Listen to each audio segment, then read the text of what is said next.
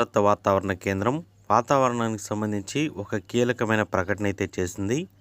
రాబోయే 4 రోజుల పాటు ఏపీ మరియు తెలంగాణ రాష్ట్ర వ్యాప్తంగా వర్షాలైతే కురవబోతున్నట్లు ఈ రిపోర్ట్లో అయితే పేర్కొనిందనమాట. ఆ రిపోర్ట్ ఏంటో చూద్దాం. ఎవడైనా ఇస్తే లైక్ చేయండి.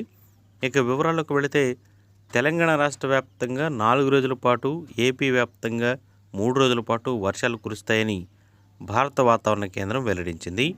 ఇక తెలంగాణ వ్యాప్తంగా చూస్తే 4 రోజుల పాటు వర్షాలు కురుస్తాయని హైదరాబాద్లోని వాతావరణ కేంద్రం తెలపంగా, రేపు ఆదిలాబాద్, ఆసిఫాబాద్, మంచిర్యాల, నిర్మల్, నిజామాబాద్, జగిత్యాల, సిరిసిల్ల, కరీంనగర్, పెద్దపల్లి మరియు కొన్ని ప్రాంతాల్లో అక్కడక్కడ వర్షాలు పడతాయని పేర్కొనింది.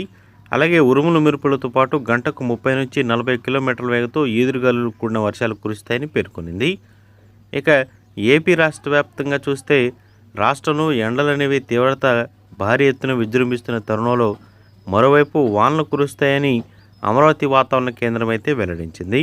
సముద్ర మట్టానికి 1.5 కిలోమీటర్ల ఎత్తులో ద్రోణి అనేది కొనసాగుతుందని, దీని ప్రభావంతో ఇవాళ రేపు ఉత్తరాంధ్ర మరియు రాయలసీమ ప్రాంతాల్లో తేలికపాటి నుంచి మోస్తరు వర్షాలు కురిసే అవకాశం ఉందని వాతావరణ శాఖ అయితే తెలిపింది.